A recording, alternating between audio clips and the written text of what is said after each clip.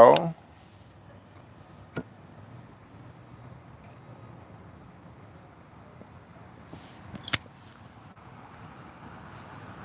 here we go. What's up, Dr. Sinister? Oh, hold on. I lit the wrong side of my joint. I lit the side with the filter, not with the weed. Shit. What up, y'all? Come on in the chat room.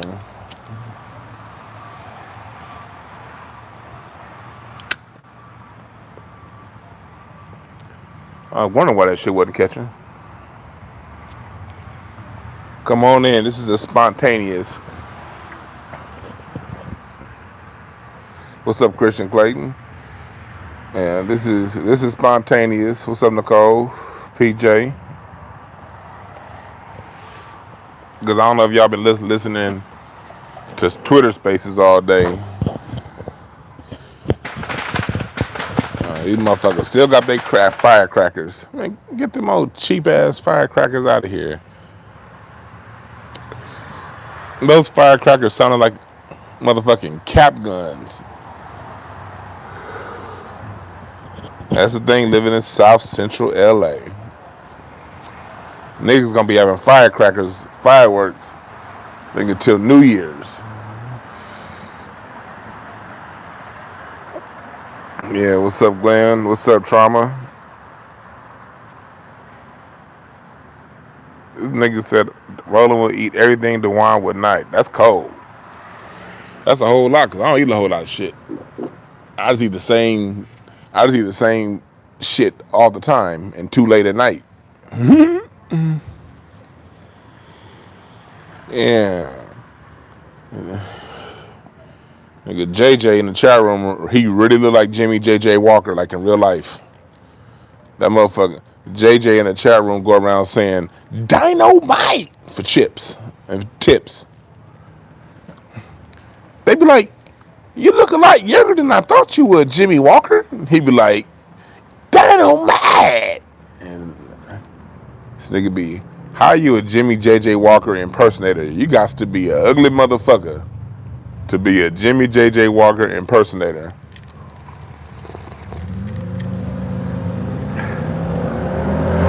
Here come the motorcycle crew.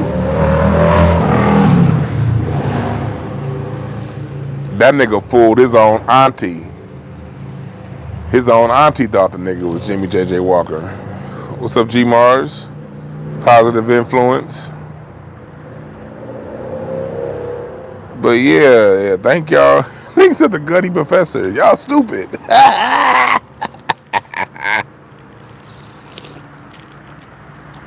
Y'all know when I get going on a tangent, I can't read the chat room. Because y'all niggas gonna throw me off my train of thought. What's up, Rob Trimble? 5 rings. I hope that 5 rings is in reference to the greatest of all time, Kobe. Or 1B, Magic Johnson. Kobe and Magic, 1A and 1B.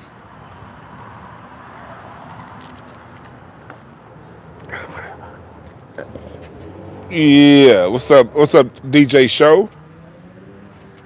DJ Show up in this motherfucker. Playing A radio. But for those of y'all in Twitter Spaces, it's been a crazy last couple days, and I've been listening. I spoke in Jason Black's Twitter Space earlier today, but for the most part, I've been listening. I ain't really been talking much, just been listening. And man, I'm good, show, man. I'll see you tomorrow at the show on Craig Facts. That's if, yeah. But yeah, I appreciate that, Tat. But he said DJ Show in the kennel. But I'm gonna catch people up who may not be aware. Twitter Spaces start to become a thing around December, January this year, 2022, right? And since the inception of Twitter Spaces, there's been a lot of the black grassroots has done a really good job of taking advantage of Twitter Spaces. We know a lot of the immigrant class that doesn't get along with Black America. They pretty much, for the most part, got a foothold in Clubhouse. And Clubhouse for the last year or two has been open. It's been around, however long it's been around. It's been a whole lot of anti-Black American viewpoints on Clubhouse.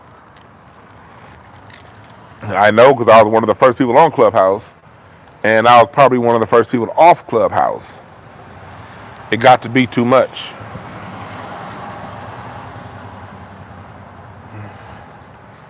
Man, Larry, here comes this fool.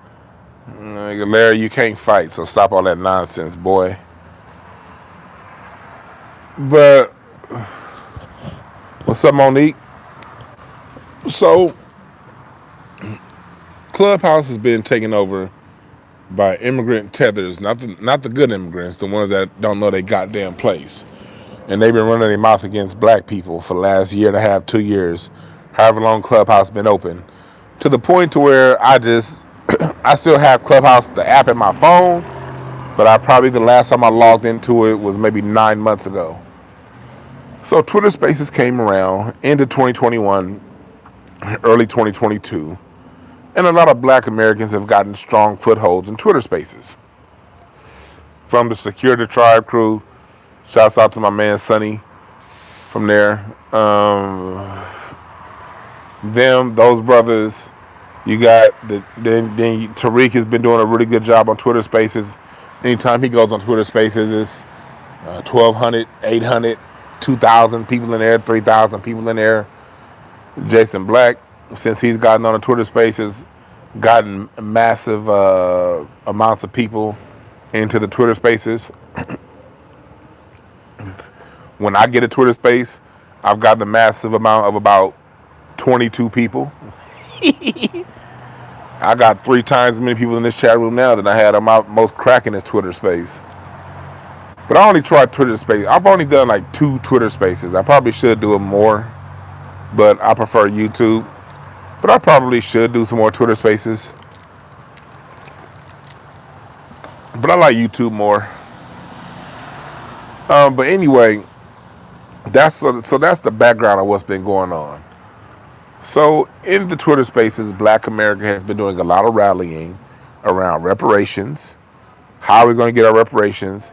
How are we going to make it lineage based? Twitter Spaces helped save Mason, Tennessee from the grassroots.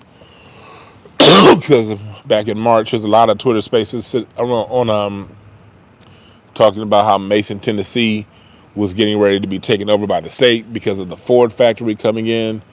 Black Twitter Spaces helped with that.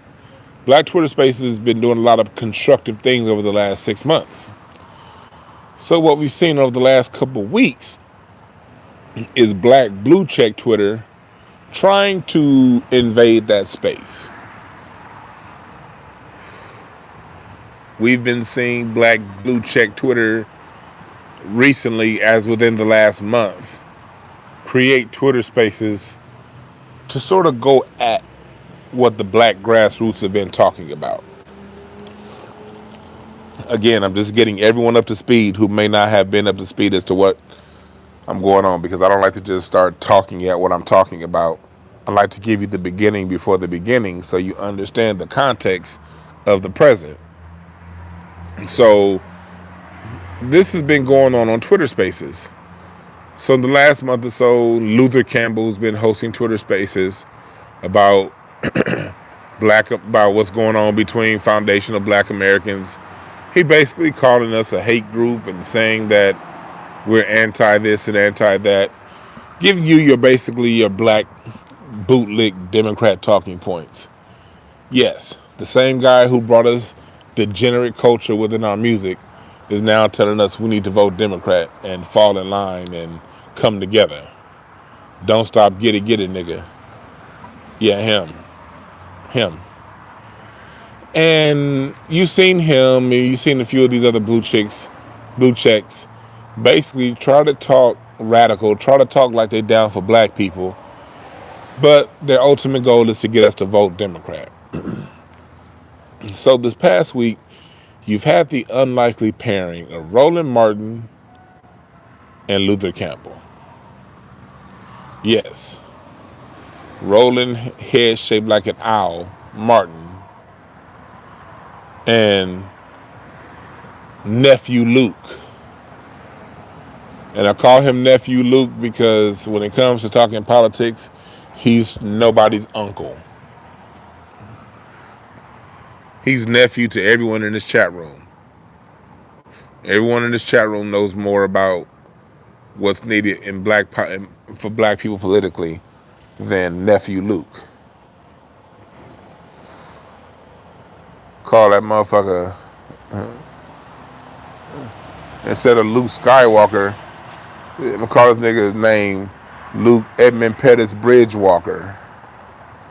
Cause he's sounding a whole lot like John Lewis. When I got my ass whooped in Selma. Talking about he's been on the forefront of free speech. No, you haven't. You made it cool to call women anything, nothing above scum of the earth, basically. NWA was fighting for free speech. They was talking about fuck the police. You wanted free speech to make degenerate music and degenerate videos. Yeah.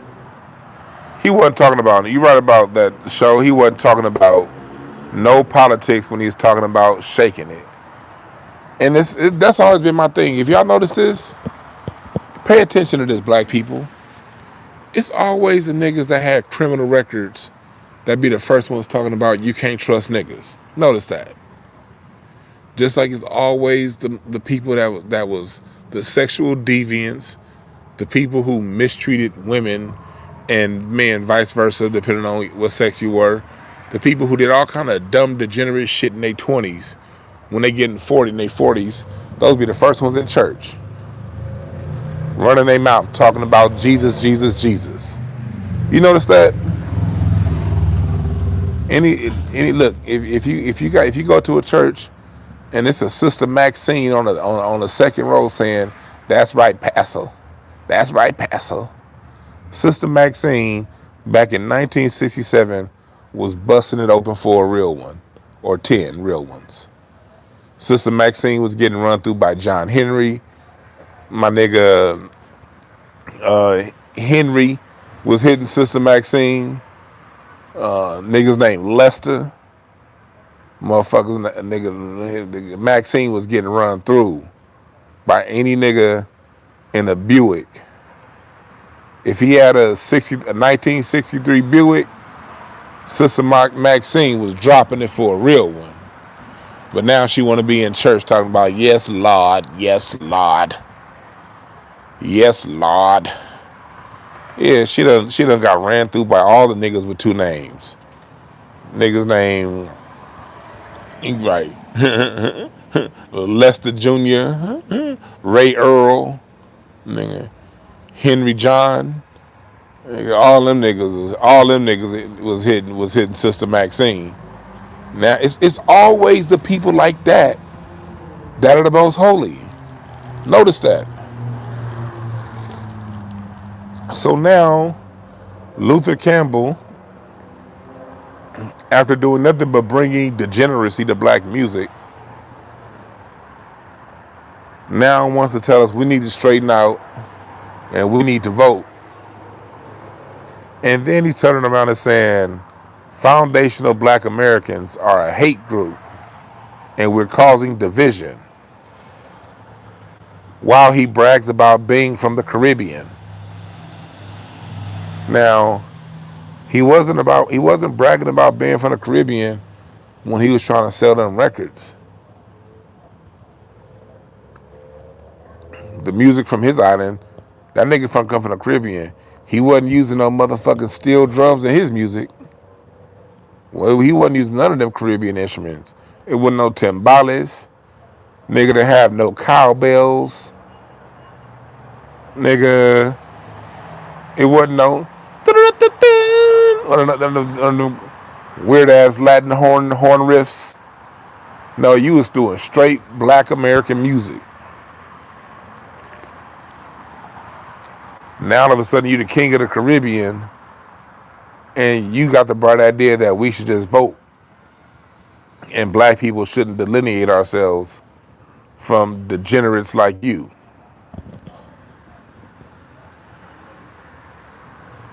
And then now he wanna team up with Roland Martin.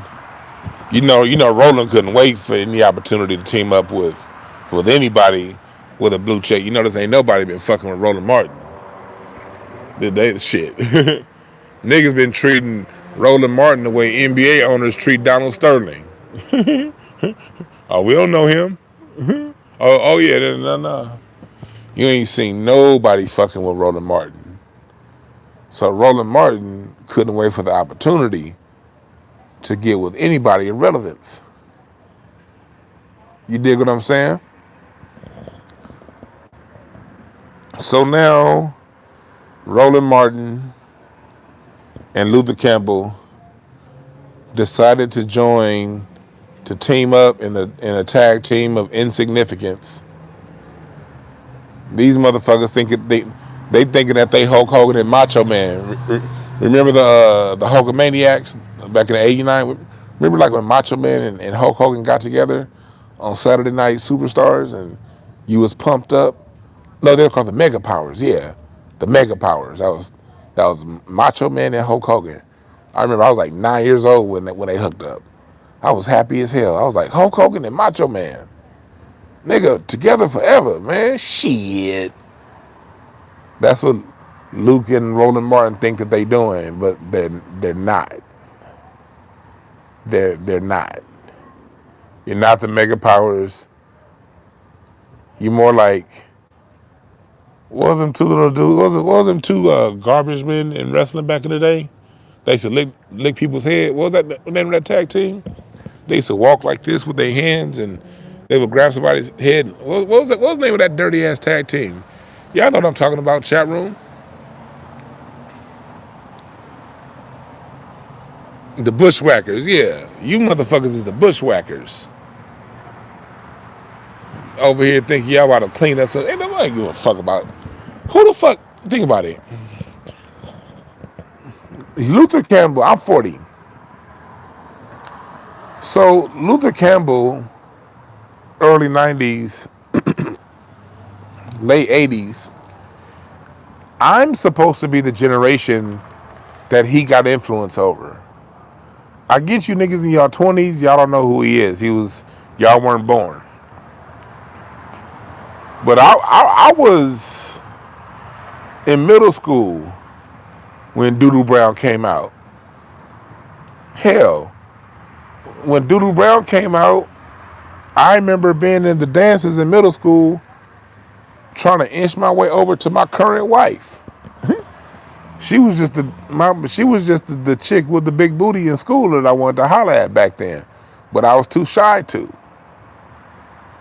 But I remember when that shit came out, man, I tried it, man, but then I was like, man, I was nervous, so I didn't say nothing.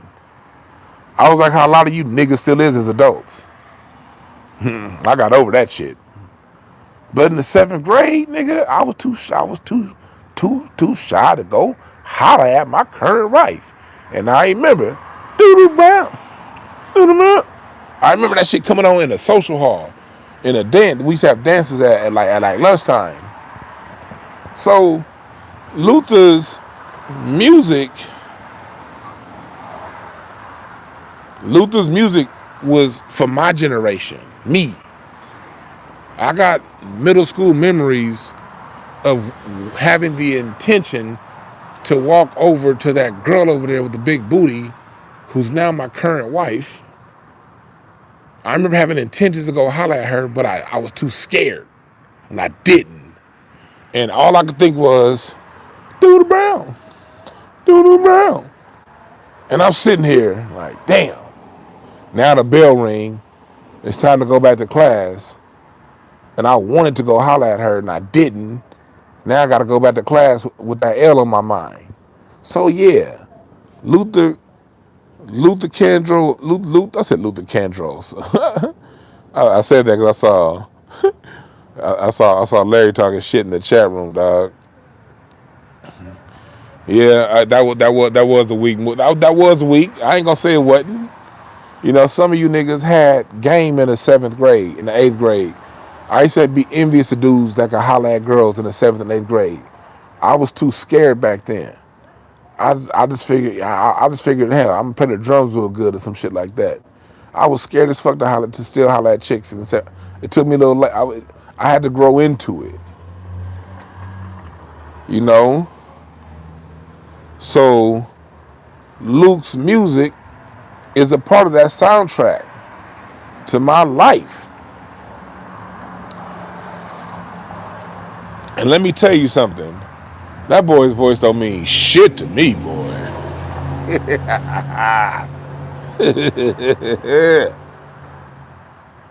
That boy's voice. I remember. Yeah, I remember them. Hey, Larry, what was the name of them tapes? Remember them tapes Luke used to have for all the naked chicks at his parties? What was that called? Was it Luke's Beach Party? When was that? Yeah, Bad Seed.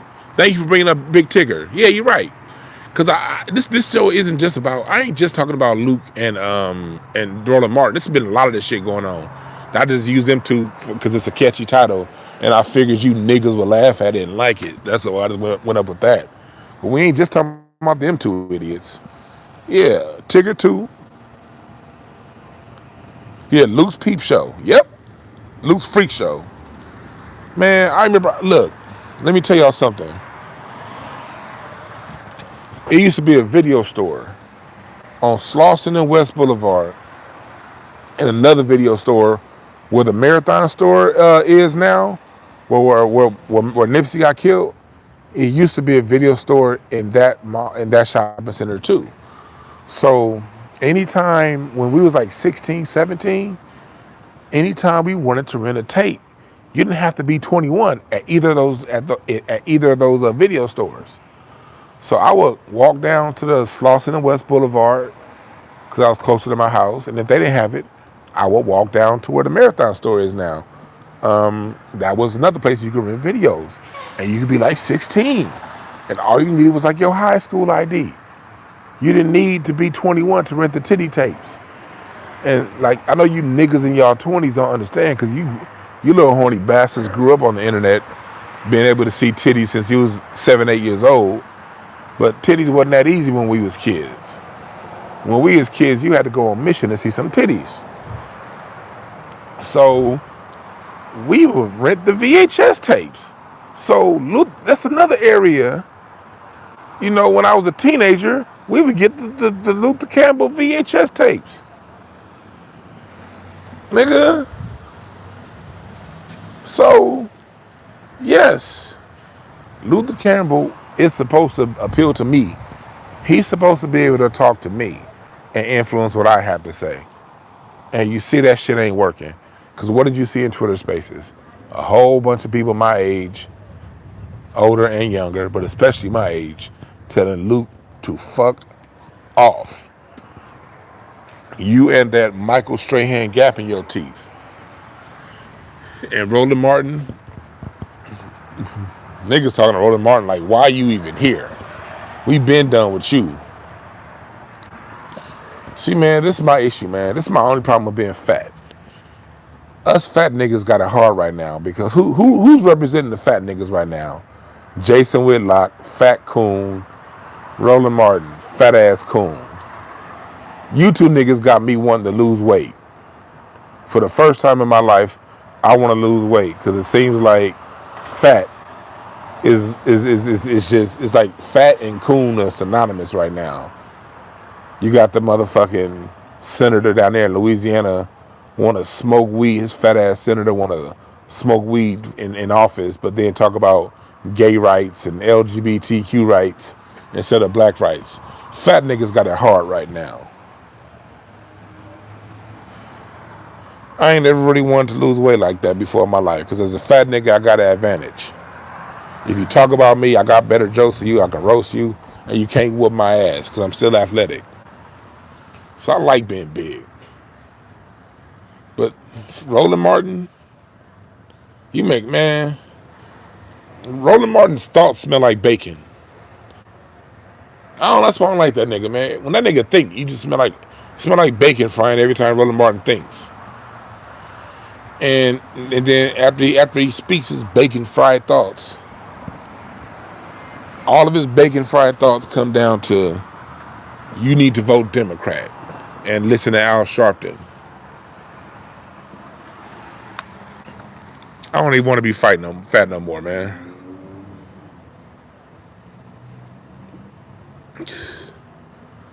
What's up, JR? Roland Martin's bacon fried thoughts don't be shit.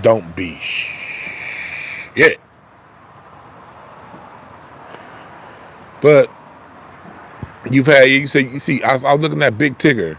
People were going at Big Tigger all week because Big Tigger talking about something, I'm not for reparations. And he said, if I get reparations, I'm just going to donate it. But then talking about he ain't even from here. He ain't even one of us. Well, motherfucker, if you ain't one of us, what the fuck are you talking about reparations for? Matter of fact, who is Big Tigger? Why is he famous? I kind of know who he is. He was like a radio personality. He did some music, but he was never interesting enough for me to give a fuck about. He's just a name I hear come up every now and again around some fuckery bullshit.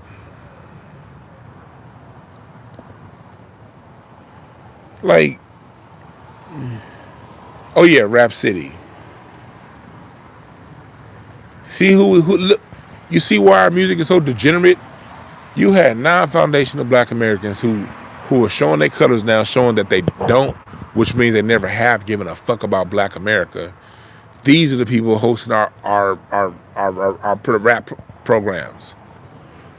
You remember about 3 or 4 months ago, I got into it with Ebro on Twitter because some shit Ebro's been saying about black people. I'm like, but he runs Hot 97. These are the people who get to program the minds of the people who listen to hip hop. These people who look like us that don't give a fuck about us. Tigger been in our midst for what? You said Rap City, so you talking about mid-90s?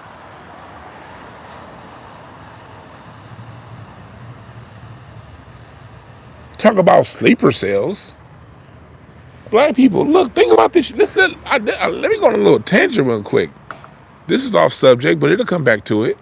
But I just came up with this thought just popped in my mind, so I gotta go with it. Think about what we've been dealing with these last 30, 40 years, y'all. Like, Twitter is exposing people that we've been cool with since the 90s.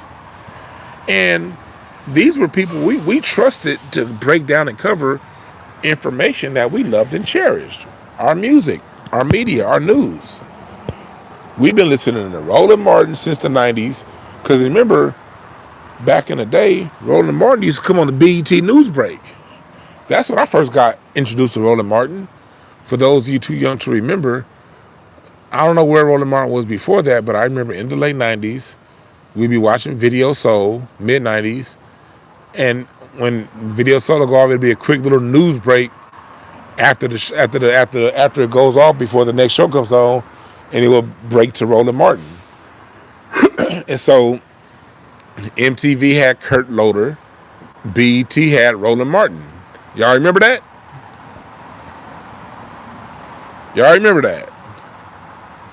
MTV had Kurt Loder, BET had Roland Martin.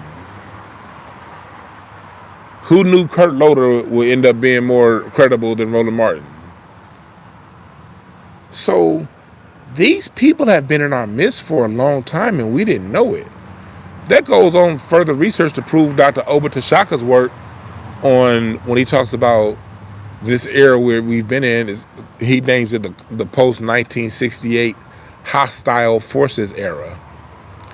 Because since 1968, Black American has been dealing with hostile forces that are amongst us, and we don't know.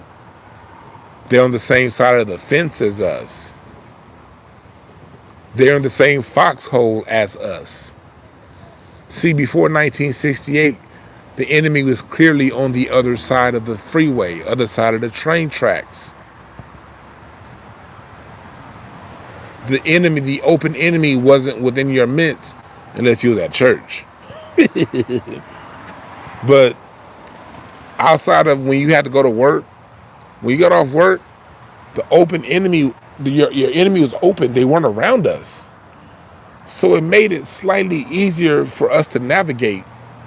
I won't say easy because our ancestors never had it easy. I said a little bit easier because we're intelligent people. When we see the problem, we can defeat the problem.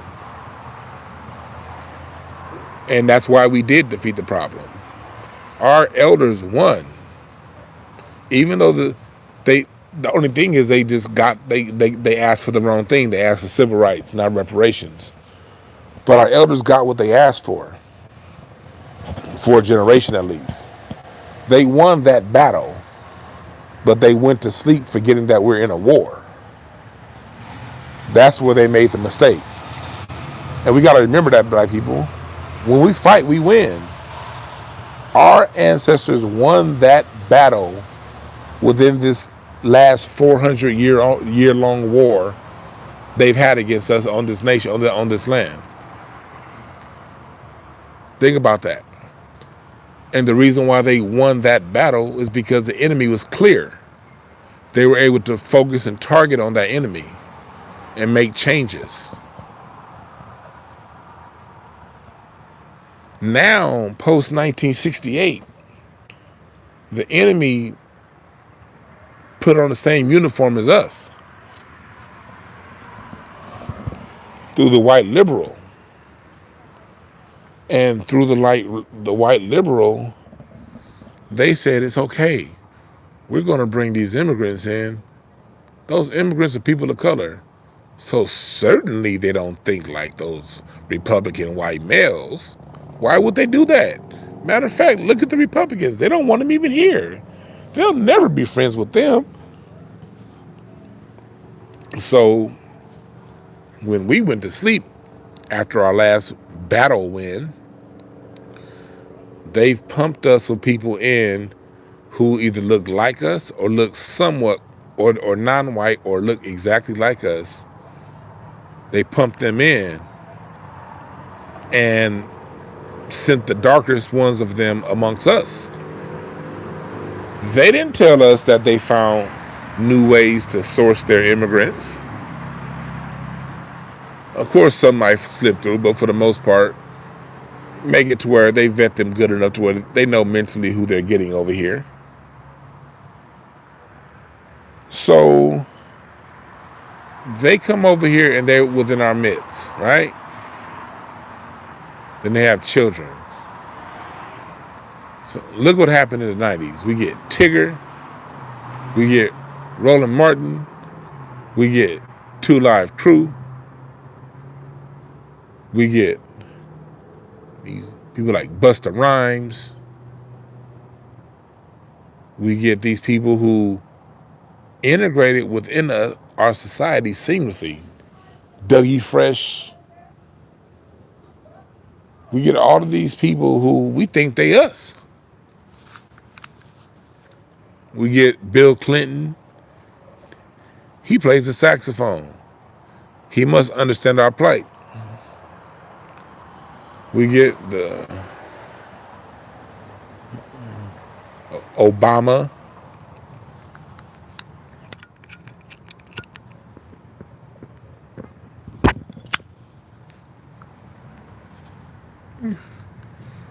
We get all these people who would think are us.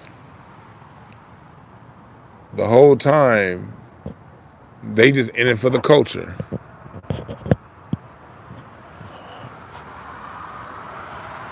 We thinking that they in it because we the same people, or they like us. Asians, loving hip hop, Latinos. We don't know that they're just in it for the culture.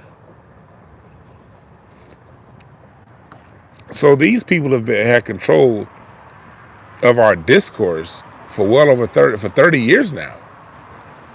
These have been the people who made the decisions on what gets said about us through the open airwaves. There was an article I came up on about 6 months ago, and I may do a show on it. There was a radio station out here in LA back in the 90s called 92.3 The Beat. Do y'all remember 92.3 The Beat? That's where we first heard Shirley Strawberry back when she was with John London in a house party before she got with Steve Harvey. That's where we first heard, remember, Theo. That's where Lala was, Lala Anthony, Carmelo's wife. Lala was there. But they had a slogan called No Color Lines, right? And they used to push that all throughout the 90s. No color lines, no color lines, no color lines. Well, in this article, you have a lot of the black DJs who were there when the station first became 92.3 The Beat, that by the time you get to the late 90s, they're all gone. They targeted every black male foundational black American DJ, and they replaced them with an other, with Asians, with Latinos, with white men. And in just a couple few short years, 92.3 The Beat went from black men DJing our music to others. And radio stations around the country have followed suit. Anywhere you have a heavy immigrant population, they're going to start replacing those DJs. I know down south, y'all in Atlanta and shit, y'all still got, for the most part, a lot of black DJs. But I beg you to holler at me in 5 years. Let's table this conversation for 5 years from now, 10 years from now. As more immigrants come, so are your DJs going to change. And so, for the last 30 years, we've been getting our culture fed to us by people who look like us but don't like us. How do we know they don't like us? Look at how they're talking right now. If you like me, let's just take this to a human level. If you respect me as a man, or as you respect a woman as a woman, deeper than that, if you respect me as a human motherfucking being, that means you must respect the culture that I stand for and I come from through my lineage. That's part of respecting me, is respecting my culture. You can't separate the two. You can't truly respect me and not respect my culture. You can like me like they love Michael Jordan, but they don't respect his culture. They don't love Michael Jordan. They like him. They don't respect him. They love the feeling that he gave them when he gave that push-off shot to Byron Russell. They don't like you. They're like an aspect of you that gave them something emotionally. They don't necessarily respect you. So, when we say, look, we're going to establish our culture for what it is, if they have issues with that and they go at that, that means they don't respect you. Oh, and while I'm talking, hit up my girl Jada, the self-esteem queen. Hey, moderators, put her information up in the chat room. She has some dope-ass candles. Why am I bringing her up? Jada is somebody who's a very frequent listener to this show. I don't even know if she's in the chat room or not because I ain't looking at the chat. But the minute I found out she did candles, the first thing I did was like, let me get some. Let me buy some. And not only did she give me what I needed, she over-delivered. Under-promised and over-delivered. The level of quality I have from her candles is amazing.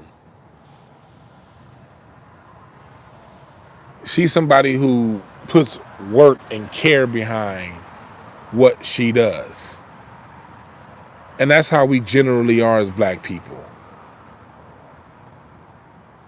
But we've been told for so long, don't trust black business. Black people will do you wrong.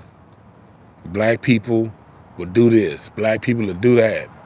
And when we do that, it opens the door for, because I remember that was a talk here in LA in the 80s.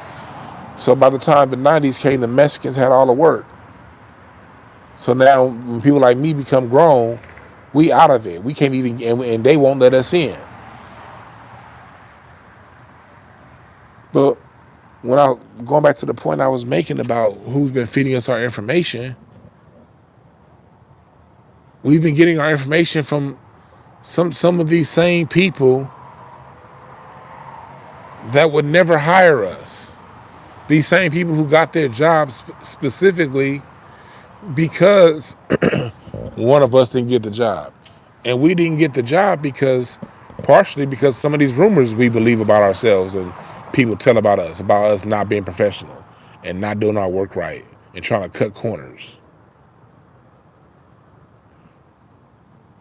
Yeah, lightthemood.com for Jayless candles. Jayless, and we smoke 22 for 40% off.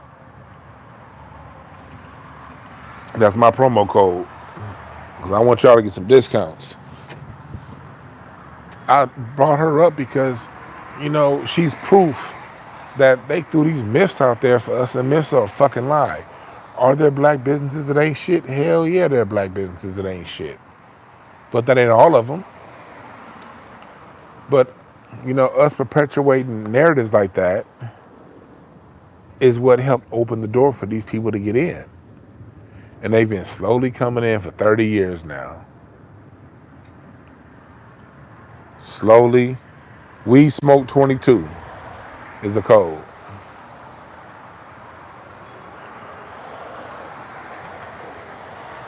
$40 off.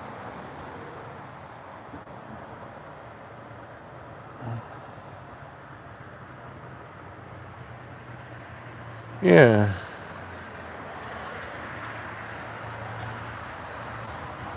You said the Latinos are mad at Tigger?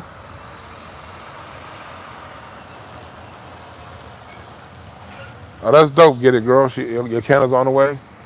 Man, I be burning her candles every day, nigga.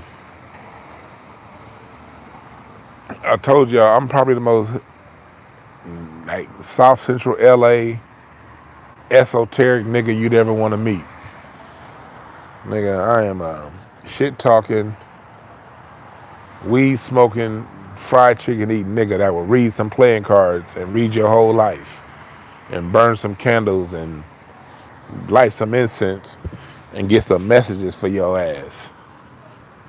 I'm a hood-ass esoteric nigga. And I love it. I love it.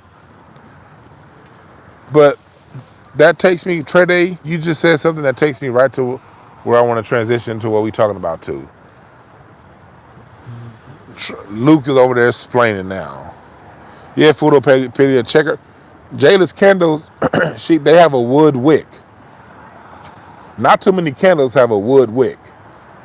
And the containers that she used her candles in, those are highly functional when the candle's done burning out. It's just the quality of her shit. You won't even want to throw the candle containers out when you're done with them. I promise you. You won't even want to throw them hoes out. But and my book is coming out soon. I'm sorry I keep telling you it's coming out. My sister's editing it for me, so when you ain't paying nobody to edit, my sister's an English teacher, so it ain't nobody on earth I could pay to edit my book more than a very accomplished English teacher such as my sister. So, but I got to go on her time. But when it's done, when my spell check is done, through her edits, the book will be out. Tell it like it is. And that book will be a companion to my readings. Because when I give you guys relationship readings, when I read your relationships, when I read your dynamics between your children, my book is going to help you execute the communication interventions that I give you. Like for those of you who don't know what I'm talking about, I'm also a reader. I read playing cards, and I use that. Hold on, let's cheap ass motorcycle go by. In my readings, I use that to help fix your relationship issues, especially communication issues between parents and children. I'll read your children for you and help you out and give you a plan on how to approach them. But my book is gonna really be a how-to, how to get the shit done. Because I don't just do no esoteric shit and leave it in the heavens. We talk about the esoteric shit so we can figure out how to functionally use that shit here on Earth. That's all it's good for. If you're just going around reading cards and astrology talking about my North Node is in Scorpio, but you don't do shit about it, what the fuck good is it? It's just esoteric porn. And I don't do esoteric porn. I do esoteric information to apply functionally here on Earth, nigga. But back to what we talking about, because Trey Day made a good point. Luther Campbell is on Twitter right now, splaining. How you doing today? All right, he's splaining because people have been getting in his ass. You see, Luther Campbell's live chat get to about 800 for his Twitter space. Tariq go on live right after 1,800. That shows you where the people are at. Jason Black has 600 in his chat, and he went on 2 hours after Luke's space started. It shows you where the people are at. The people ain't really fucking with these niggas like that. Let's just tell the truth.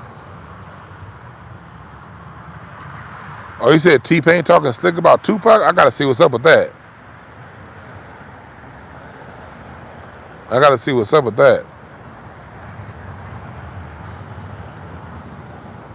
But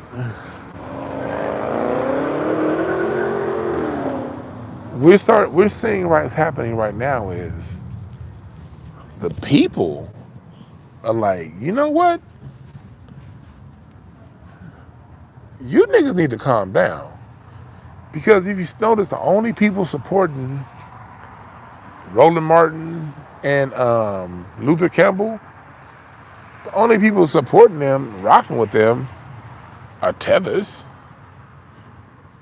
and people with fake profile pictures and blue check niggas that nobody listened to. I've heard a lot of people say that they like Roland Martin. I have heard that. I'm gonna give Roland Martin credit. You get a lot of people, especially around baby boomer age or older Gen X, they'll say that they rock with Roland Martin. But these are usually people who don't really get up and get nothing done. These are motherfuckers who just do political porn.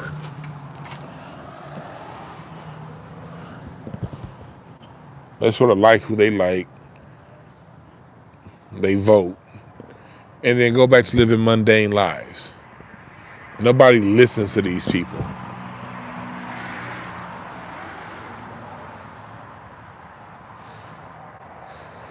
You said T-Pain said today's rappers will bar Tupac? Which rappers? Which rappers dropping bars like that?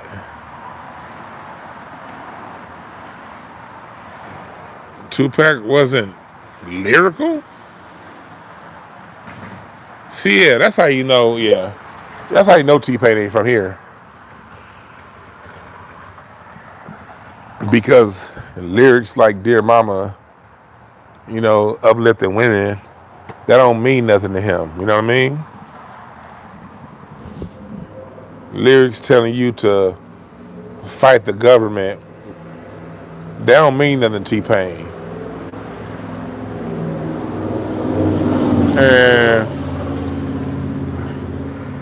I'm going to start off by saying that T-Pain, if you still got that same security guard you had back in the day, I don't want no problems.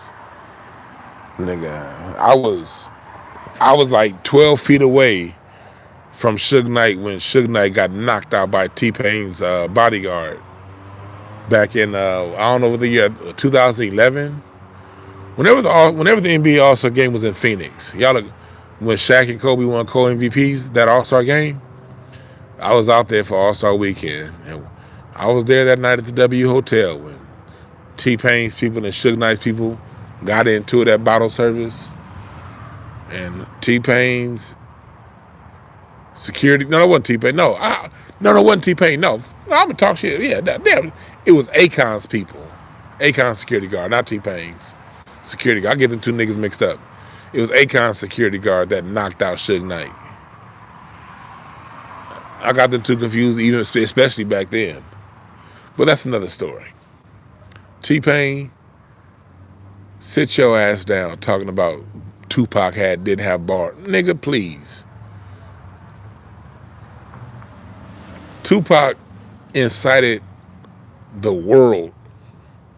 He motivated.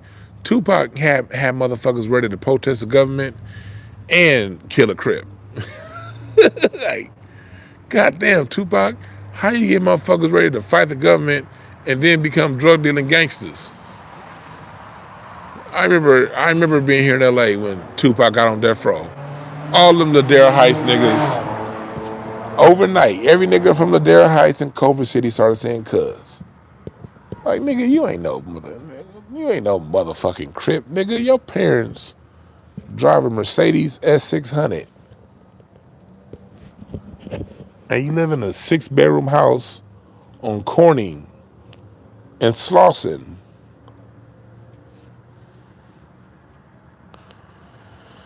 No, people like T-Pain know he won't be an icon. T-Pain went for the sound of now, which translated to big hits now, but nothing timeless.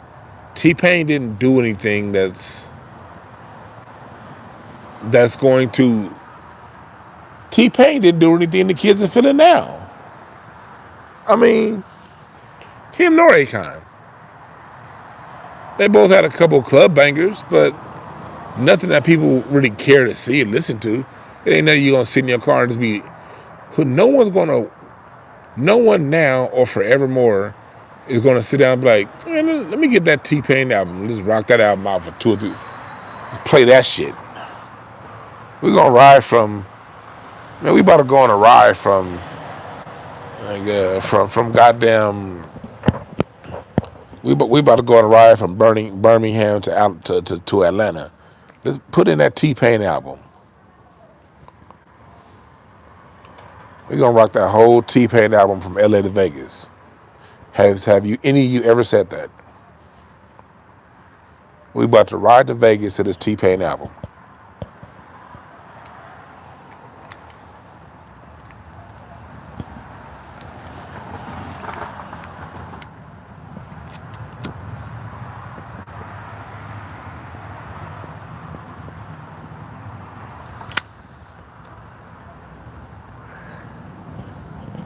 T-Pain and Akon, somebody did say, yeah, they did bring back the auto-tune thing, but again, that's immigrants degrading our music.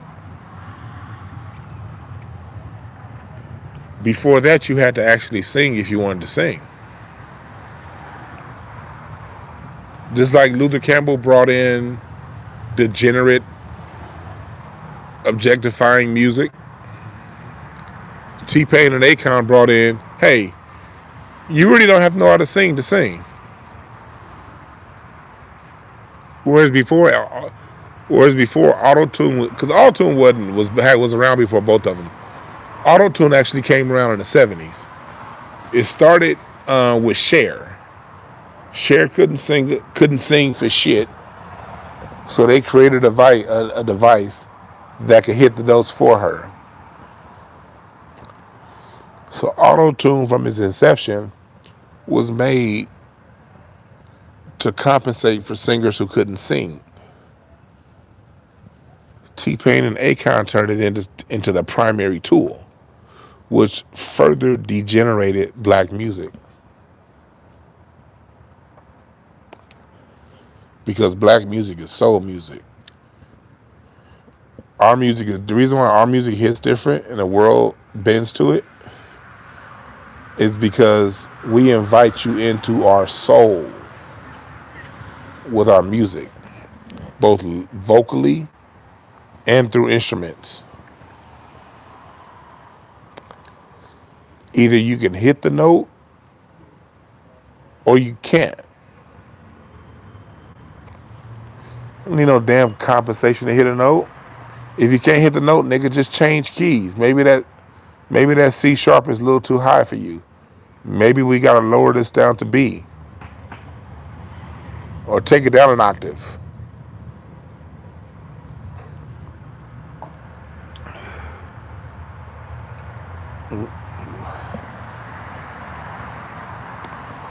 So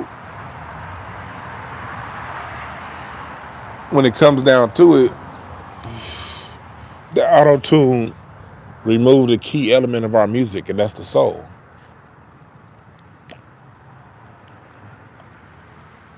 Same way the drum machine did to the drums. So when I talk about when I talk about music, they had to lower our music down for these other groups to get in on it. They couldn't keep up. When we ran our own, when we controlled our music, they couldn't keep up. They had to make our music easier for these tethers to grapple onto. Because when you're talking about the soul of the 70s and the singing of the 80s, couldn't nobody in the world match that. They had to make it dumber and dumber and dumber and dumber for these other people to latch on. Luther Campbell started with the dumb shit. We got Roland Martin giving us the news, meaning looking back, he wasn't talking about shit. Roland Martin wasn't talking about shit. We had to have a goddamn break from Video Soul to listen to this shit. Roland Martin. Like, I used to like Roland Martin back in the day because he was just always on our TV. I didn't know I wasn't getting told shit in the 90s and the 2000s. I was partying. I was in my 20s. Or I just figured, I would run across Roland Martin at Essence Fest and say what's up, in 2003. But then when you hear cats give the news like the cats in the New Black Media, that's when I realized in about 2011. Man, Roland Martin wasn't telling us shit. It took me till about 2011 because he was still on that Obama shit. 2012, I was done with Roland Martin. I still hadn't made the connection of his background. But I was done with this dude.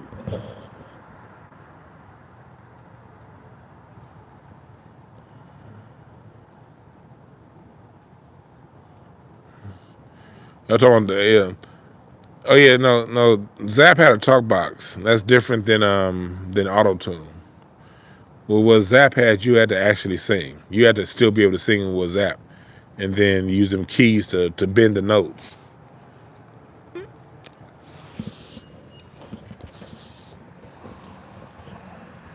And Zap had that.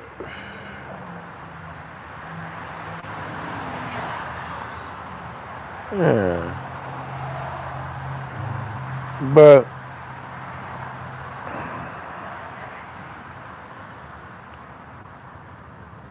yeah, that's about but they lowered the standard. They had to lower the standard for these other people for Rihanna's. There's no way a Rihanna could exist in 1986. 1986 is the same year Shirley Murdoch released It's Morning, Sunshine Shines Across Your A New Y'all know that song by Shirley Murdoch. Don't get me to singing. Don't get me to non-singing. But listen to Shirley Murdoch's voice on that song. 1986. I think that was the same year Stephanie Mills dropped I Feel Good All Over. You can't listen to I Feel Good All Over by Stephanie Mills and then follow that up with Umbrella, Illa, E, E. Sounding like she pronouncing her vowels. A-I-E-O, U. No. You can't have Umbrella followed by motherfucking Anita Baker. You Bring Me Joy.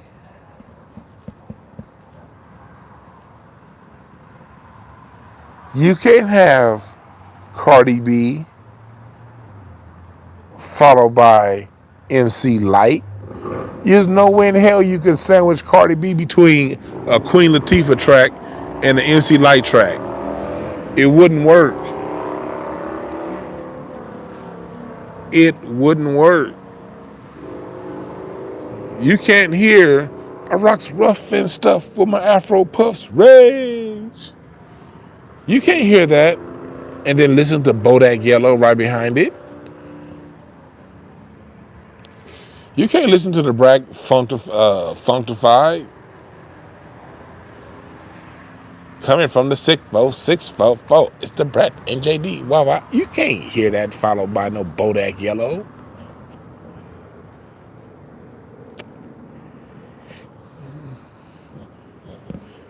There's no way in hell, and I know I'm going to hurt some feelings in here because y'all love this dude, but y'all know.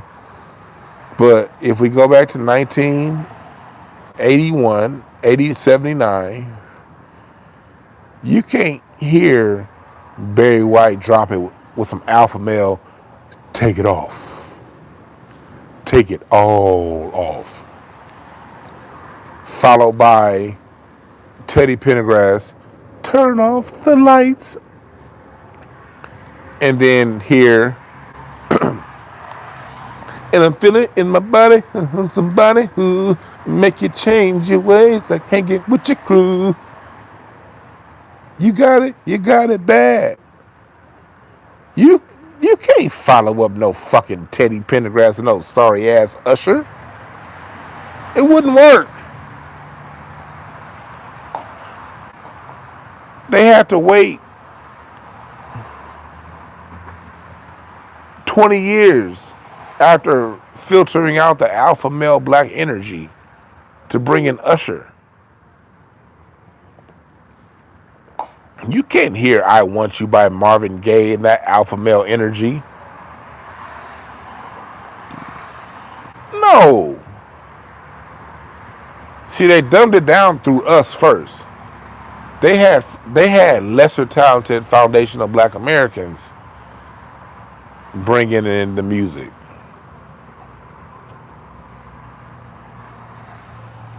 Lesser talented foundational black Americans, which opened the door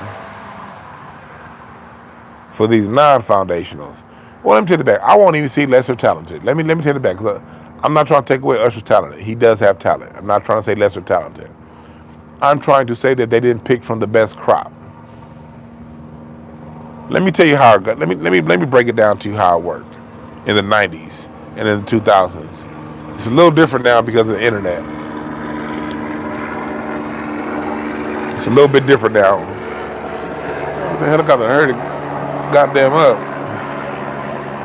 I say right by airport. But this happened to a few friends of mine. What they did in the 90s and in the 2000s, before the internet opened the game back up, was your more supremely talented people, your people who could really sing, the ones who could really do it all, they got signed. They got signed too. But they got signed to write for other people. The person that became the star was never the best singer, was never the most talented. It was just somebody who would sign a deal. And the more talented artists that they had sitting in the back, they had to give their best music over to these lesser talented artists. And that's how they sort of controlled the music. I had a homegirl, I'm not going to say her name out of respect for her family, but she killed herself a couple of years ago. She could sing her ass off. She could sing her ass off. Write her ass off. But when she signed with Darkchild back in the late 90s, a lot of her best music, she had to fork that over to Brandy. And to other people. Not just Brandy. And I'm not saying no names, I ain't saying which songs. But if you know me personally, you probably know who I'm talking about.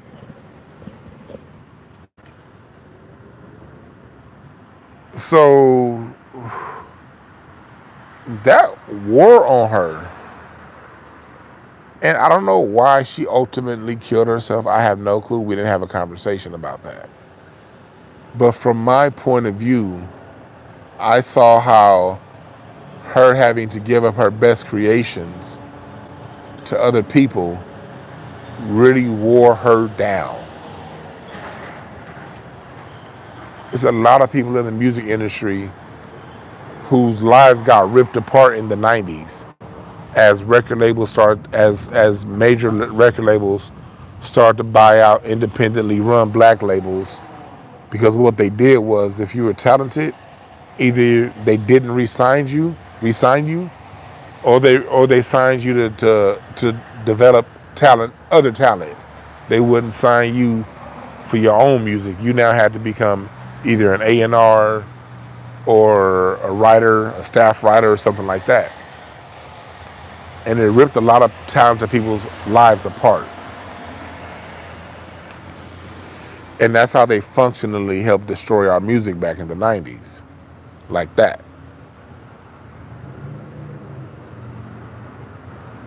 Yeah, Puff Johnson, Vesta, yeah. Hey, I listened to The Deal the other day. Yep, ghostwriters is what they became. Yep, just in 2000s is what ushered in the bling bling era. Yep. So that's what happened. X-Clan, yep. Rob Trimble, I remember, I'm glad you brought them up. Because I remember as a youngster, I love that song. To the east, my brother, to the east. And I remember the video.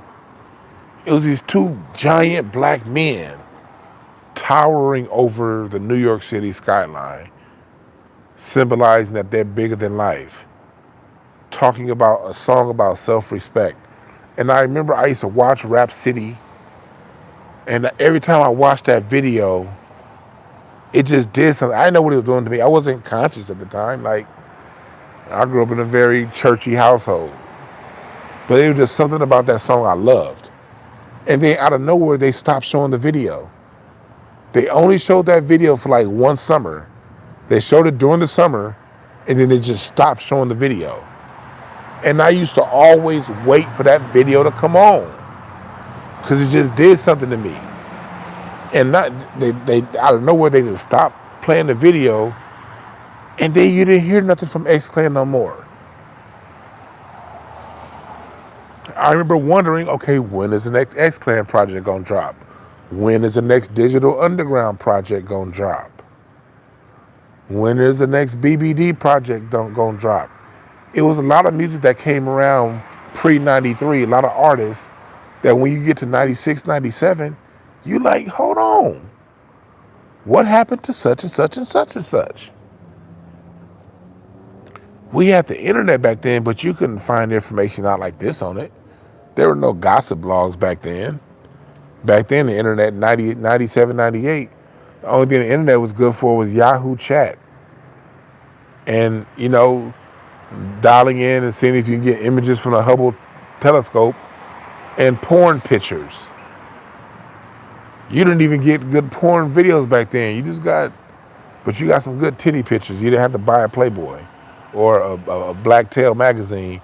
You could just go to the internet and find some good titty pictures back then. That's all the internet was good for back then. You didn't really know what was going on. And we didn't know what was going on. We just see out of nowhere, here comes this dude named P.D. Pablo. Who the fuck is this nigga? Who is this Nelly dude? And why he rapping like, and why this nigga look like a chip, but why him and his whole St. Louis crew look like a bunch of chipmunks? I was just wondering these things. We get to 0102 like, all right, Eminem is cool, but why you niggas set up? It's obvious he Dr. Dre, because anybody who do anything with Dr. Dre in 2000, 99, 2001, Dr. Dre could turn a sneeze into a hit. When you're dealing with 2000, 2001, Dr. Dre, you can fart, sneeze, and then scratch your nuts. Dr. Dre will fucking mix a Parliament Funkadelic hook on top of that and make it and sell 100 million albums. But who is this Eminem guy? And like, what's this shit going? These things were happening, but we didn't know what was going on. Meanwhile, we got undercover sleeper cells like Tigger giving us our information. We got the Beat, who did a low-key, got all the DJs out to replace them with others, who now we see them on Twitter 20, 30 years later talking about how they always felt about us. They're just saying now what they've always... See, what I'm saying now is coming full circle. All these things, all these dynamics are going on, and I try to make sure I document these things on my YouTube channel, because I do understand there's cats younger than me that weren't around back then, so you don't know, and there's other people who are my age and older who you knew what was going on, but you didn't really, at the end of the day, we got our own thing that we do. My personal thing is, anytime I wonder why, I'm a researcher. Whenever I get a why in my head, nigga, I'm gonna go down that rabbit hole until I get every answer I can get, until I'm satisfied. So, and I like to talk and teach. So this is just me using my skill, playing my part for the people that are my age and older. We were around when this shit was going on, but everybody wasn't necessarily looking up and trying to figure out why. Well, I'm here to give you the why. I looked this shit up. I'm always researching shit like this, because I love music so much, man. Music is like my heartbeat, dog. For real, for real.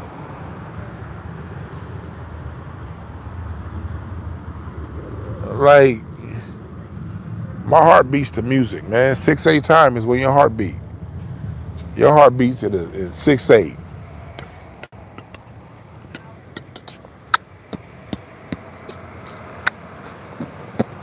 Six, eight.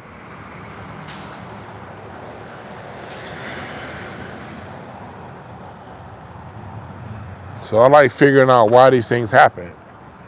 Because when you figure out why these things happen, you can now figure out what you can do to fight against it. Not really fight against it, but just to fill in the gaps. And me figuring out why is why I created Incense and Ashtrays. Salute to my Incense and Ashtrays chat room regulars. I will be back at it on Friday. Yeah, I know I had my grandfather's funeral last Friday, so I couldn't do it. And this past Sunday, I just wasn't emotionally in the right place to do a music show. But I'm good now. I'm good. I mourn my grandfather properly. And that's the thing what happens, people. If you get somebody that you love that passes away, take your time to grieve. And if you feel like crying, cry. The worst thing you can do is not cry when you feel like you need to cry. If you have somebody you love and they not here with you anymore, cry, cry, and cry again. Let that shit out. Don't bottle it up. And then in the right season, at whatever point, you're going to get to a point to where you can live and cope with it, and you can move on. You're never going to move all the way on. You know what I mean? Well, you're never going to forget, but you can get to a point to where you move on and start to function back properly in life. But you got to cry first. You got to cry, nigga. Yeah. So I hadn't been able to do the music show because when I do my music show, I don't plan any of my, like I may have an idea on incense and ashtrays I may put up, but for the most part, I go. I play my music by feeling. I gotta be in the feeling, I gotta get in the pocket. I don't pre-plan incense. Even if I have a theme on who I wanna talk about, I still don't pre-plan what music I'm gonna play from them. I just let the shit come to me. I let the feeling take over. And that's how incense and ashtrays is run. It's run through the feeling. Because our music is soul. When I play the drums, hey, as a matter of fact, hit number 1, if y'all want to, for y'all who listen to incense and ashtrays, if you want me to play a song that I recorded on. I got a few songs that I recorded back in the day not songs that I wrote, but songs that I played on with other bands. I got a few of those songs laying around on my iTunes. I'm gonna play like one song. But y'all gotta remind me. Cause honestly, it's never even crossed my mind to play some of that shit.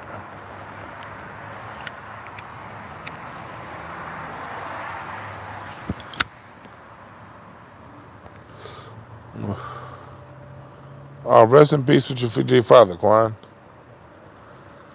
But I didn't think to play them because the bands that I really, really liked playing with, other than a few live shows, I didn't record anything with them. And the bands that I didn't really like their music, those are the ones I ended up recording with. Like the recording I'm gonna play tomorrow, as far as the people in the band, A1, I love them to death. Manuel, I love them. But the music itself, to me, well, it was better than what's on the radio now. I will say that. It was better than what's on the radio right now, but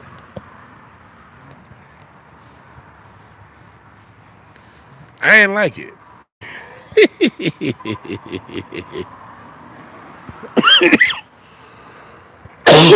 I tried to say something nice. I tried to say something more tame than that, but I ain't like it really. But it was some good dudes I recorded with, and I made, a couple dollars off of them.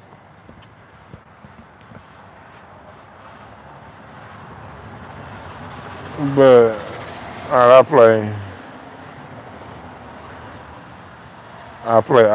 play some of that. But music, man. So Luther Campbell. So we really starting to see that the people who've been curating our information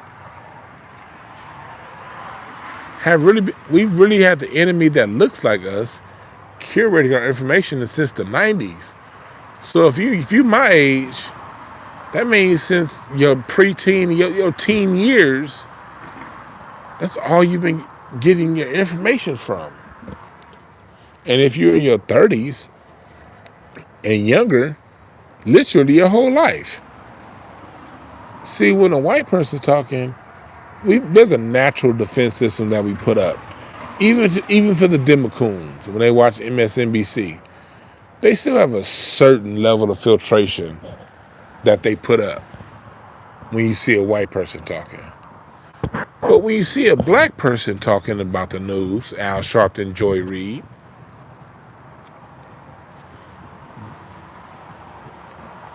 You're less defensive.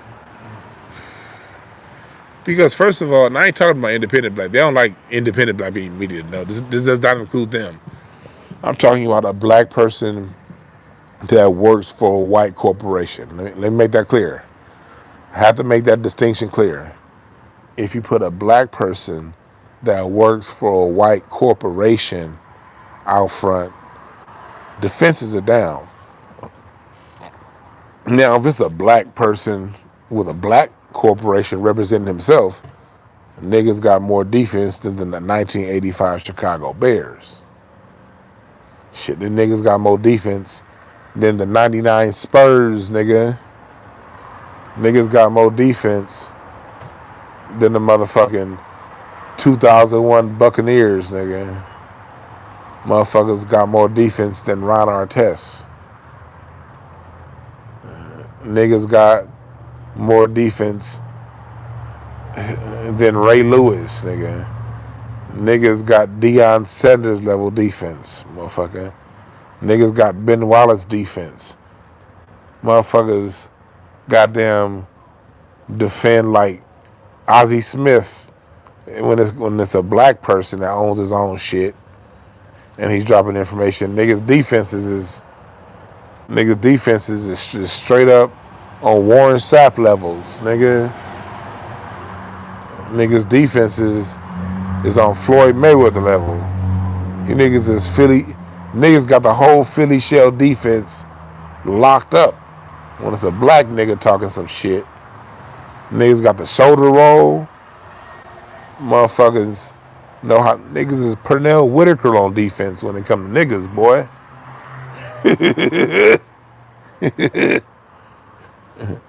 Niggas is 2001 Kobe defense on other niggas.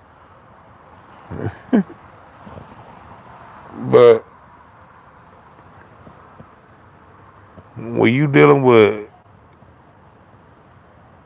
black people who work for a white corporation, Stephen A. Smith, another immigrant, talking shit about us, getting paid to talk big shit.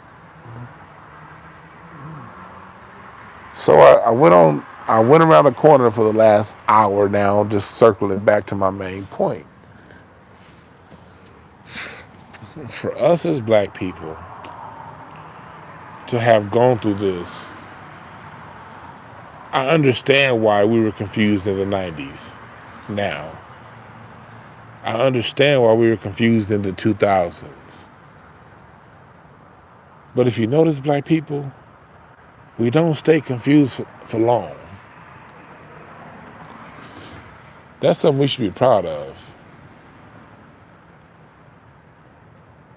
The World War II generation, my grandfather's generation, they knew who the enemy was. They won. I was talking to my grandfather before he died. And to him, Motown was kids' music. Motown is what the kids listen to. That's how old my grandfather was when we had a conversation literally just 2 months ago. He was talking about Motown being, oh, that's for the kids. He listened to B.B. King, goddammit, and Muddy Waters and Count Basie and shit. But that generation knew who the enemy was. Their children, the baby boomers, they got fooled. And my dad's talked about this. My dad's been telling me this story for 30 years. And it's crazy, at my grandfather's funeral, I saw one of my dad's childhood friends, Uncle Moon. My dad a cool man, dude. Like my dad still has friends that he met around the age of 5 years old, 6, 12. He still got them motherfuckers around. So when his dad had a funeral, I got to see my dad and his childhood friends. I forgot to hit Sam Watson up. If I had called Sam Watson, If Sam was in town, Sam would have come. But I don't think Sam was in town. I think they had a fight. I think there was a fight that PBC was doing this past week. So Sam was. I think Sam's out of town anyway. But it was good seeing my dad's childhood friends there. But when I was a little boy, when I was never little, when I was a little big ass boy, when I was a little fat ass kid, my dad used to tell me something. He said when the 70s came, and my Uncle Moon used to say this. My Uncle Moon is who my homeboys call him Mike. Because Uncle Moon is the kind of person that, even at a funeral, he gonna have on his leather jacket, he gonna have on his boots or his loafers. If his loafers, it's definitely gonna be wingtips. Them old niggas love wingtips.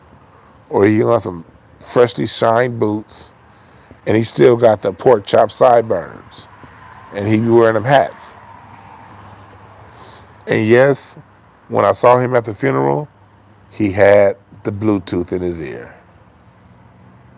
Yes, Uncle Moon, 2022, had a Bluetooth in his ear, the same way he did the last time I saw him in 2007. That was the last time I saw him.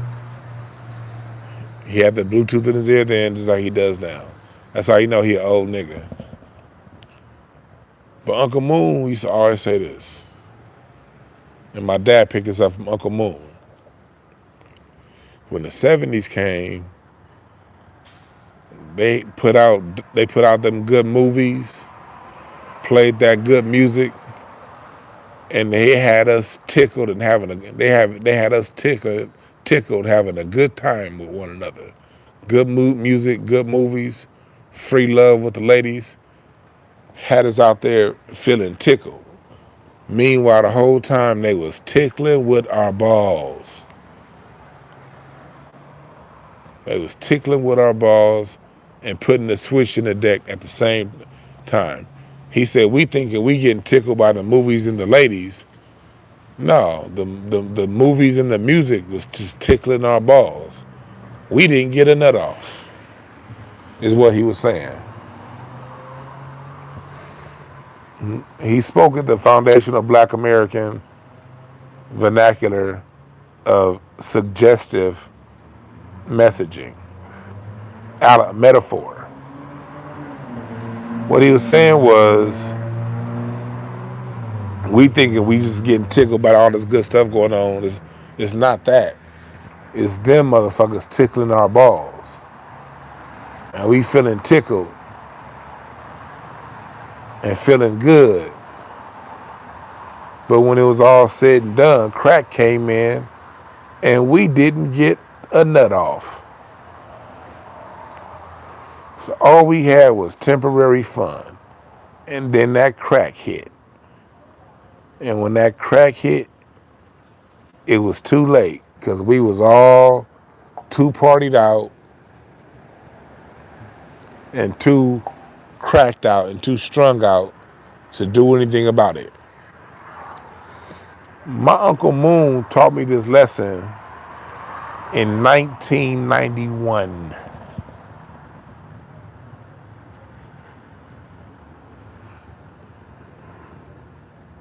Let me say that again. For those of you dickheads that want to say black Americans don't have culture. I got to see my Uncle Moon today for the first time since he's somebody who I've gone 2 different 10-year gaps without seeing Uncle Moon. Because he moved to Vegas and he and my dad talk on the phone. And matter of fact, Uncle Moon, when he was on Facebook, he used to watch this show. But then you know how old niggas are. He lost his password. Y'all got them uncles and y'all in their 60s and the 70s on Facebook. But they keep coming up with a new profile because they forgot their password. Well, that's Uncle Moon.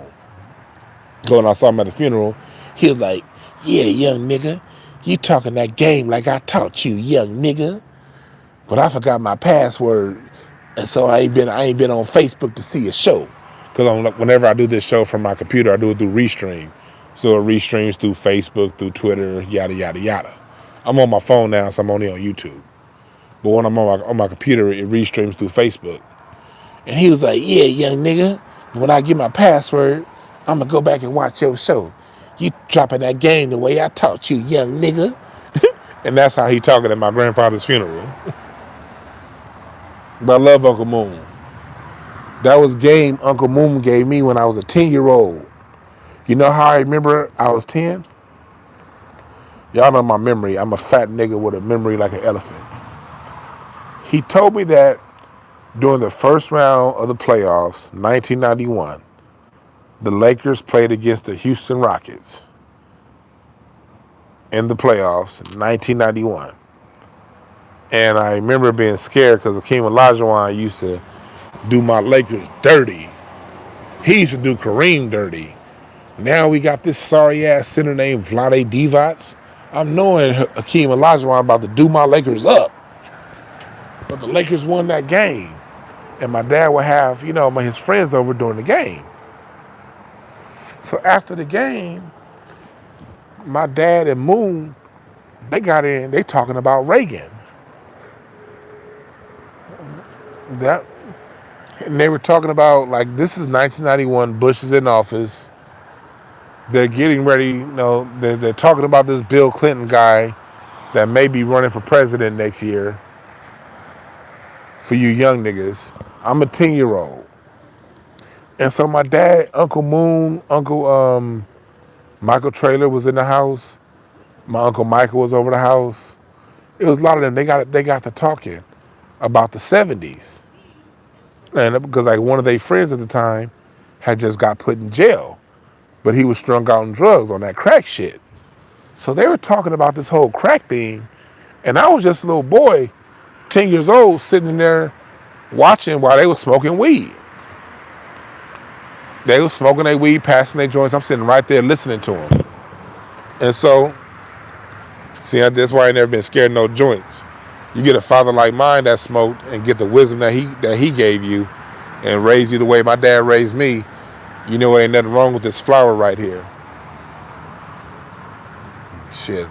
I'll put my dad up against anybody's dad, nigga. Well, I'm not going to do that because everybody's dad did what's best for you. But my dad did right by me. And I just got back on vacation. Me, my sister, my mom, and my dad, we all went out on a camping trip. Well, them niggas was in a camping area. I was at a hotel. I'm a little bougie, nigga. But I was coming over hanging out with them. So I got to spend this past week with my dad. And just my dad still giving me that game and that wisdom too. But back then, they used to all sit around and smoke weed, and they would have these kind of conversations. And they were talking about, how in the 80s, how, if y'all go back and watch the episode of Craig Facts, when it was me and my dad, I encourage you guys, Star, Quan, if y'all in here, if y'all got the link to that Craig Facts with my dad, go back and watch that. A lot of those stories are stories my dad was sharing with me back in the 90s. And he's telling the truth because he's telling the story to you guys on Craig Facts the same way he told me the story in 1991. It's 30 fucking years ago. He's telling the story the exact same way. And they got into talking about Reagan and how Reagan really messed things up. And how, like, before Reagan, I remember them back then talking about how it started with Nixon. When Nixon got in office, you just felt that something changed. It's just something about it wasn't right. And I remember talking to my granddad. Rest in peace, Poppy, again. I remember talking to Poppy. And it was about 5 or 6 years ago. I talked to my granddad. No, longer than that. It was when he turned 90. When my grandfather turned 90, I remember talking to him about Obama. Because Obama was at the end of his second term. And I told my grandfather that he was right. Because when Obama first got in office, my grandfather was 82 when Obama first got in office. I said, what do you think about having a black president? And he said, they all crooks. I don't give a fuck what color he is.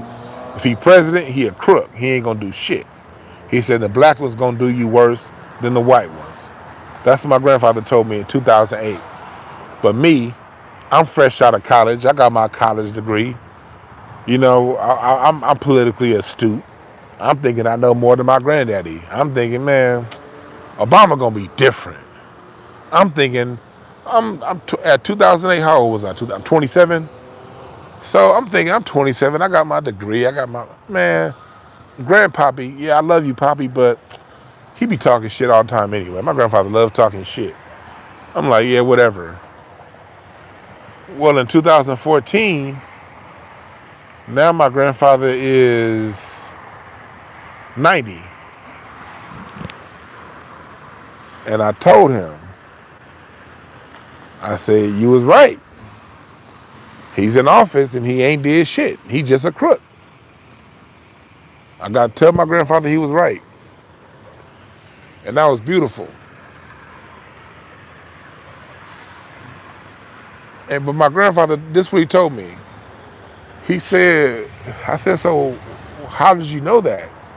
He said, man, I stopped voting. He said the last time I voted was for Nixon. He said the last time he voted was for Nixon. The first time he voted was for FDR, Franklin Delano Roosevelt. He was out here in LA at the time. FDR, he voted for FDR. And he voted for, he's a Republican, like all black people were back then. He voted for Eisenhower.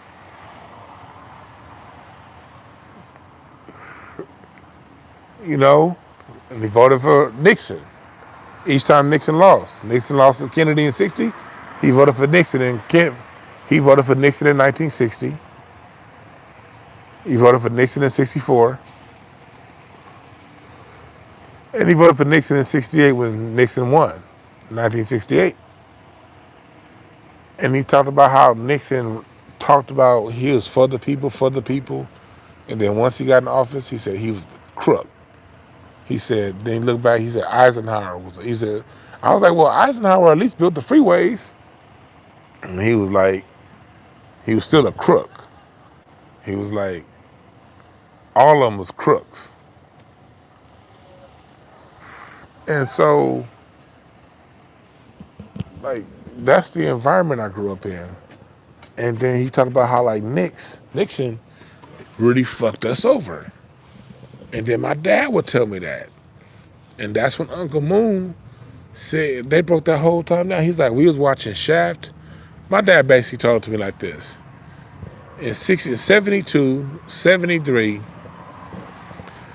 black people had more freedom that they ever had, but didn't really know what to do with it. He said, so 3 movies came out. Superfly, The Mac, and Shaft. And black people during that time, for the most part, followed one of those 3 paths. The people who followed the Shaft route, they became your lawyers, your judges, your police officers, your people who work for the county and the city. The ones who followed the Mac became your pimps, and the ones who followed Superfly got in the drug game. My dad said that, Superfly heavily influenced him as far as getting in the game. But my dad was wise. He saw Superfly as, okay, you get in the game and you create a plan to get out. Oh, let me give you some more game my dad gave me. My dad, we was talking about that this past weekend. He was talking about, like, back in the day when he was in the game. My dad said, when you make money through unscrupulous means, it's like trying to hold water with your hands. And he said that's why he had to get up out of that. That's a lesson that he learned. When you make money through unscrupulous means, whatever it is, it's like trying to hold on to your water with your hands. He said you scoop it up, You get a sip for yourself. You scoop some more, get another sip for yourself. But when you pick it up and try to take it around to the next person, you try to pick it up and take it over to your savings and take it over to someone else and do more with it, it kind of just falls out your hand.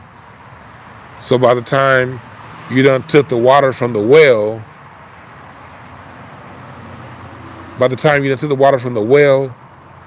to where you can save it, all you have left is wet hands.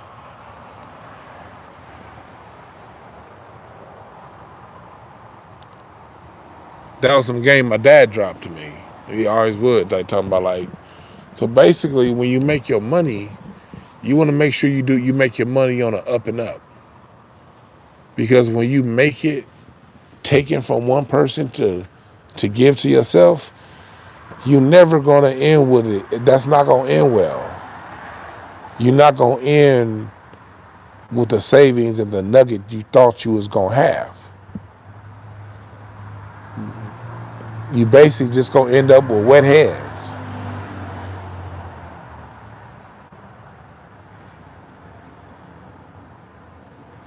That was basically what my dad was trying to tell me.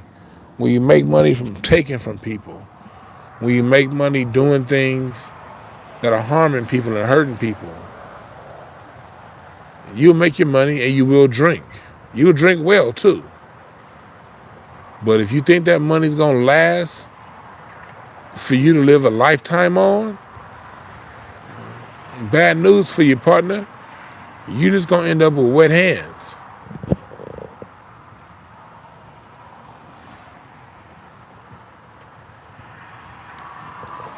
That's why I'm grateful. That's why, like, in my grandfather's death, I know he's still alive, because while my grandfather was here, man, I was grateful. While in the present, I would ask him stories. I would talk to him. I was fully present with my grandfather. I really sat there and soaked up every ounce of game my grandfather had to give me. So now that I've gone through my grieving process, and I'm not saying I won't cry again, but now that I've had all the cries I've had, I can really hold my chin up and say, you know what? I soaked up every ounce of what he had to offer. And I'm proud of that. And it's the same with my dad and my mom. Anytime I'm around my mom and my dad, I think about some of you brothers out there and sisters out there who y'all don't have y'all mom and y'all dad. And I respect that. And because I don't know what you guys have gone through. I've never had that experience. My mom, my dad's still here. My wife's mom and dad is still here. So any chance I get to be around my wife's mom and my dad, or my mom and dad, nigga, I am soaking up every ounce of goodness I can soak up. Because that shit won't last forever. That shit won't last forever. Which takes us back to the Jive crew talking shit about foundational black Americans, trying to call us terrorists, trying to say that we're being xenophobic. No. We push back to that shit because we have ancestors that we proud of. And I'm going to honor my immediate ancestors first. The ones who I can call their names. That's no disrespect to my African ancestors. That's no disrespect to my indigenous American ancestors at all. It's not a slight at anybody. But I know my grandmama name. My grandmama, my angel, Cardinal Beeman. That's my angel now. My grandfather, Percy Beeman. He's now a guide to me. He's now looking over me and watching me. That's who I honor first.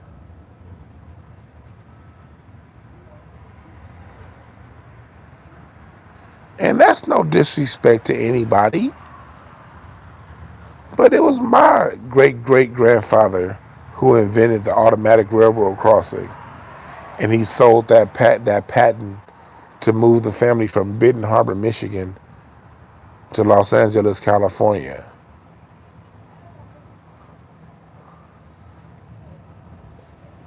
Where he met his wife.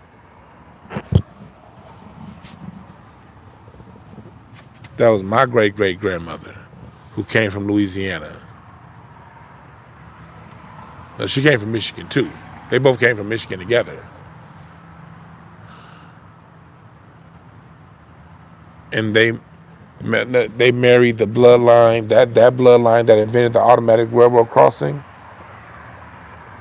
married the bloodline that moved from Northampton, Virginia, that was never enslaved, to Indiana, owned a fuck ton of acres, hundreds of acres. And they married a bloodline that was enslaved in Natchez, Mississippi, that through their desire for freedom met in Michigan and moved to Los Angeles, California. And they had a daughter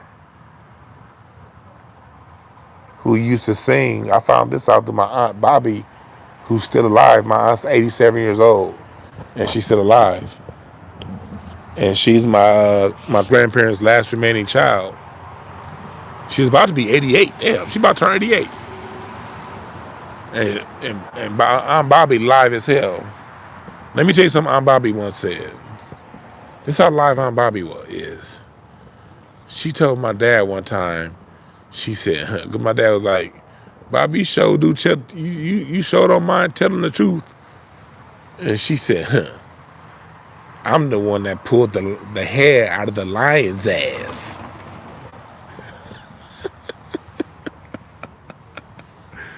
For those of you who are non-foundational black Americans, that means I'm the boldest motherfucker you don't ever met in your life. But instead of saying I'm the boldest motherfucker you ever met in your life, she said, I'm the one that pulled the hair out the lion's ass. Because that's how we talk as foundational black Americans. I honor these ancestors. And that's no disrespect to you. But that's out of complete love for me.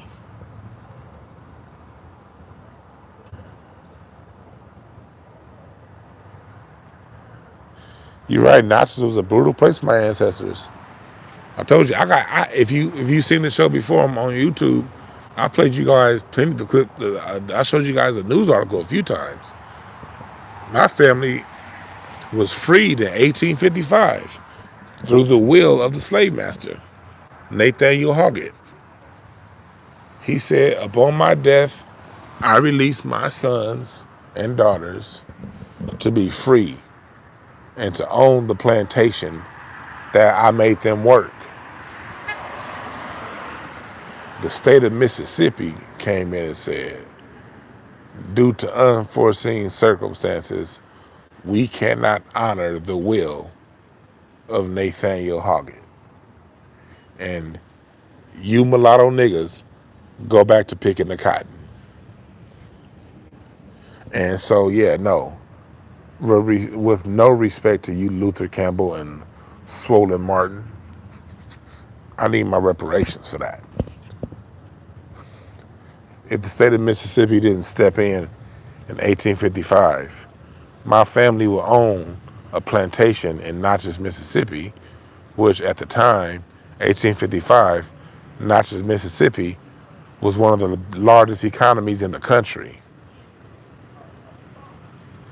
Natchez, Mississippi was worth more than Los Angeles in 1855. You dig?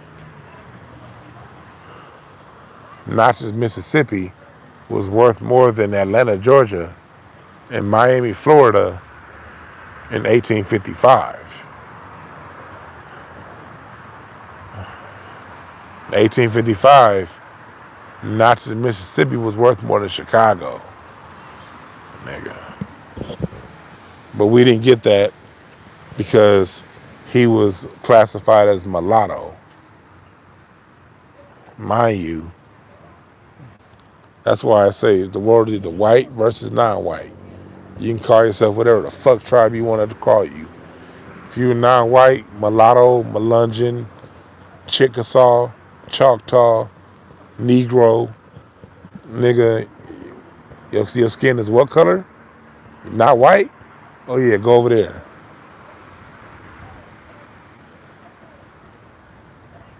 So, the Devil's Punishment was just outside of Natchez. Just outside of Natchez. But that's what they do. And so that's who I honor. That's who I honor first. You dig? That horror that they had to go through. They had to leave that valuable land in Natchez to go to cold-ass Michigan or be killed. That's who I honor. I honor them. I honor my ancestors from Kentucky that left the plantation to fight in the Civil War.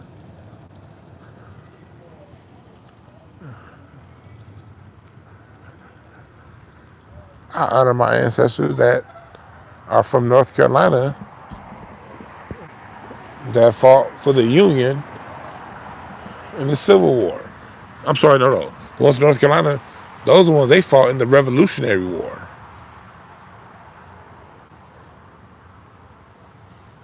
Went on up there to Boston.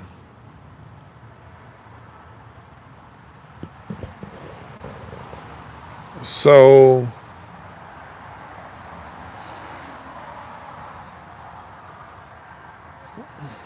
it's just one of those things where I honor them people.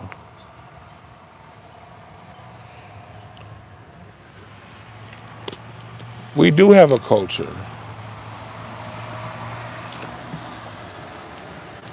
Now we've been asleep to our culture because our culture's right there on the nose. It's right here on your nose. Just for a long time, we didn't recognize it. We had people that look like us who aren't us feeding us news stories of our culture.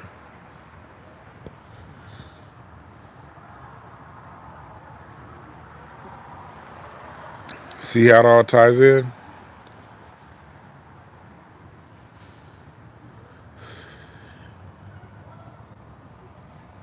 Yeah.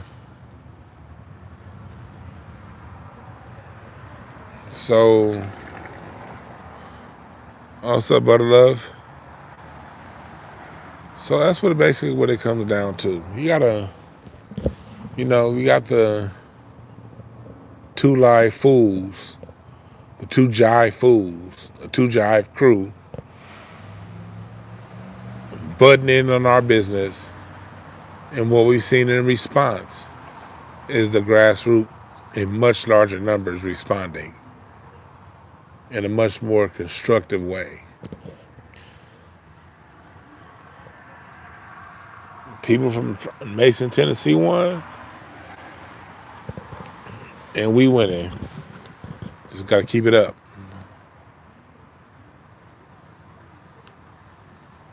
Because when we fight, we win.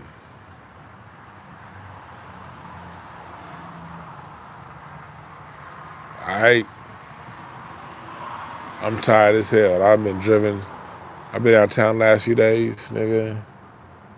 I've been driving all through California. I love this state. This state is so goddamn beautiful. I was up in Central Coast wine country. Camping with my family.